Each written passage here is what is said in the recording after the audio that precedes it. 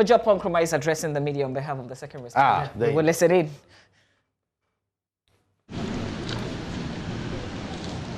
So let's know when you're ready. Yes. You are? All right. So good afternoon. I'm very sure you have followed the proceedings in the wells of the Supreme Court from morning till afternoon. We are of the view that it's been a good day in court and that today the big word is exposed. Exposed.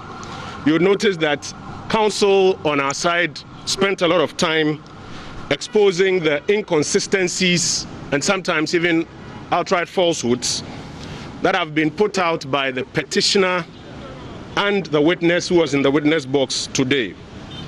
So when you juxtapose the earlier claims of we won now to what they are saying in the witness box about they don't know who won, when you juxtapose that to some of the tapes we played about claims of 51% on their side, now to claims that they did not even bring numbers to court, if you juxtapose that between their petition that talks about vote padding of a certain number and now a claim that it's only samples of that number, one of the first things that counsel on our side sought to do today was to expose the inconsistencies and sometimes outright falsehoods that have been peddled by the petitioner and the witness who was in the witness box today.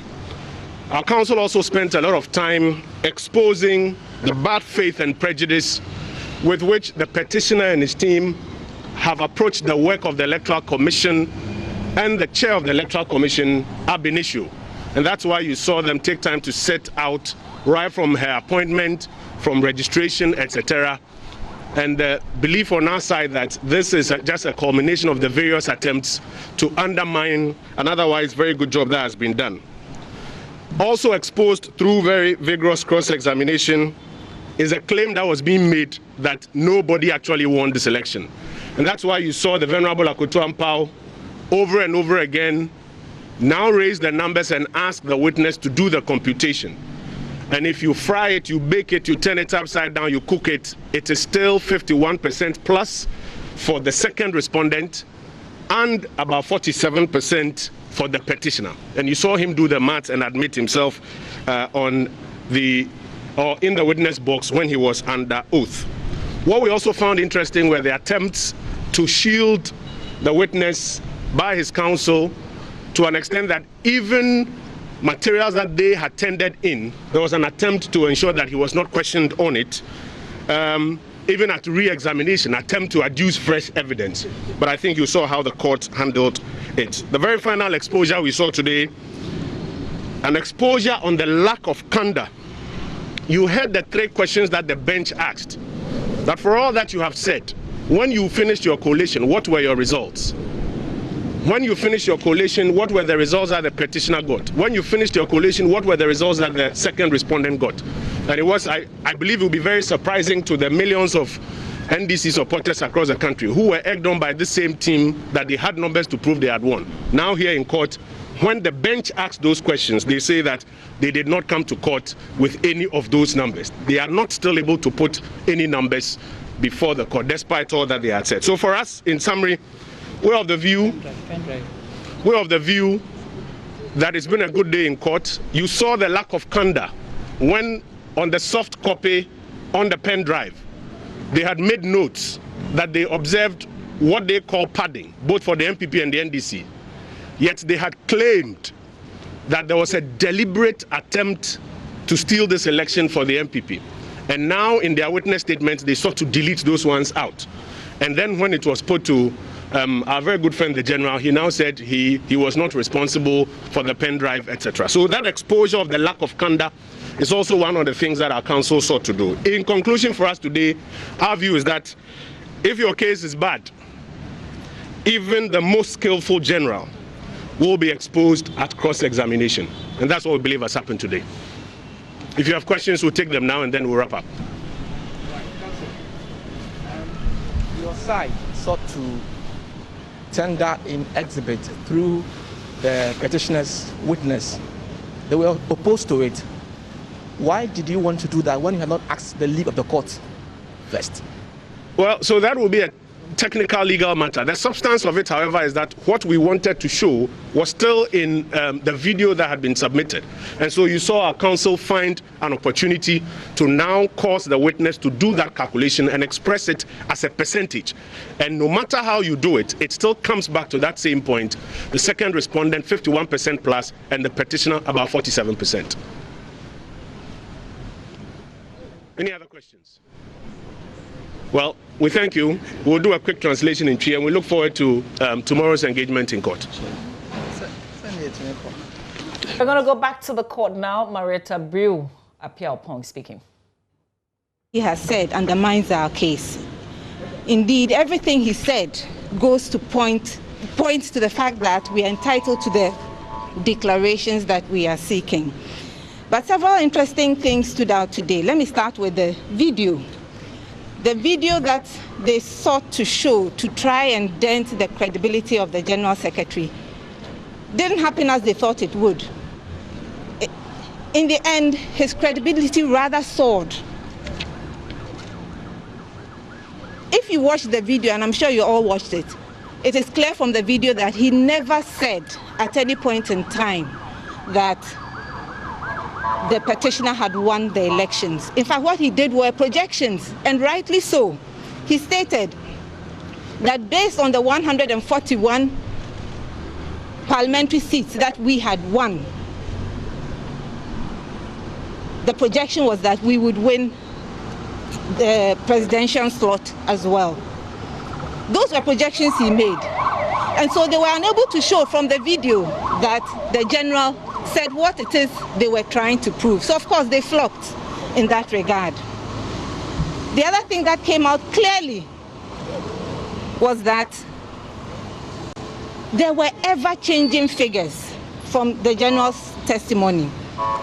Now, from their own cross-examination, they described these ever-changing figures as manifestly erroneous. We had the 9th December figures of 13,434,574, 10th December 13,119,460. Then in their paragraph 24 of their answer, that's the first respondent's answer, she talks about 13,121,111.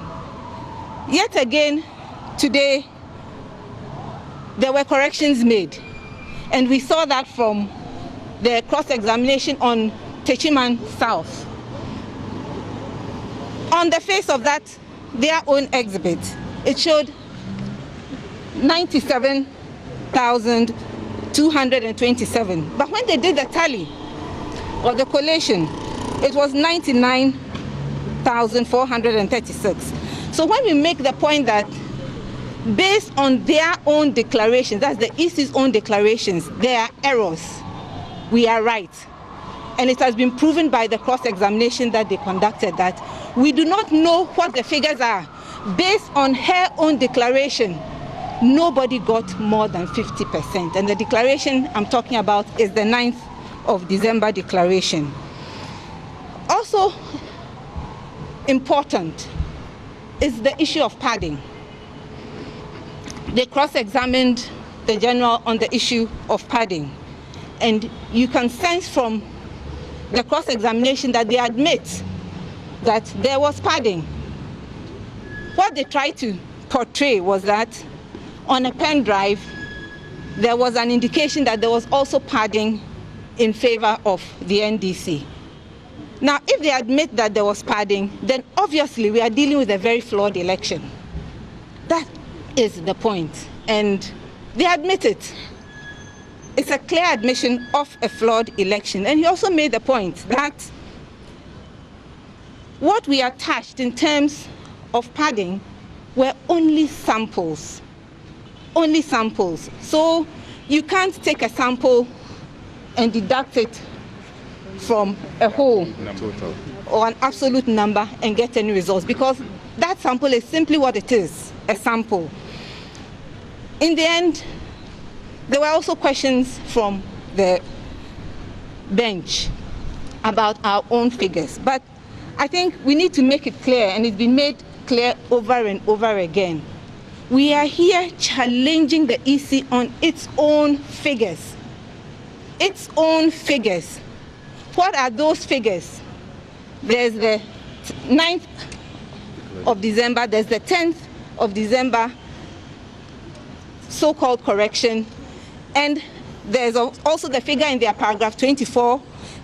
And then today we realize that even in some of the constituencies, and they themselves brought out the example, Techiman South, there are errors. So if you ask us, what are our own figures? How are we going to get our own figures based on all these flawed sheets and different figures? And so we stand by what we are saying, that based on her own declaration, nobody got more than 50%. So today we are happy with the cross-examination of the general. We are happy with the results, and we think that our case was made clearly in the court today. So if there are any questions. Yes. Sisters. Yes, the interest in the alternative figures, as the petitioner would have or should have brought to court, maybe it's not a matter of interest to only the bench. A lot of us journalists followed the election keenly, and we know that on all sides, the NPP, the NDC, the CPP, each political party had, call it a collation center or a tabulation center, whatever the name was. But each political party was able to, following the reports from their representatives at the polling stations, tabulate the figures, and at the end was able to tell whether or not they were leading, they were behind, whatever the case may have been. Is it the case that based on the tabulation that the NDC did of the election results, it is not possible for the petitioner to tell us some figures which probably directly contradict the figures that the EC chairperson announced on the 9th of December? I mean, that's a good question, but having regard to the case we have even brought to the court, I don't even think it's necessary. They themselves have different contradicting figures. Why do you need another one from us? They are different contradicting figures. And that is the point we are making, that the EC themselves, what are the figures? Yeah, any other? Akabile? On the point about the alleged vote padding, I just wanted to find out, because we heard General saying sample. I mean, what is the full range of this vote padding that the petitioners team detected? And if indeed you detected that full range, should you rather not be making the case that those votes be annulled? And the other one relates to General's point about the first time he's seen the contents of a pen drive. If you could clarify that point for us as well. Okay, I think let me start with the issue of the pen drive. The information on the pen drive was printed for the general. It was printed for him, so he saw the hard copy. He didn't actually see the pen drive, you know. And from what I could see on the screen, they were actually reading from the names of the folders, which he would not have. He would have the printed document, because of interest to him was the information on in the document, and not the names of the folders. So that is how it is explained that way. It's not to say he didn't know what was in the folders, but what they read was based on the names of the folders. I hope that is clear to you.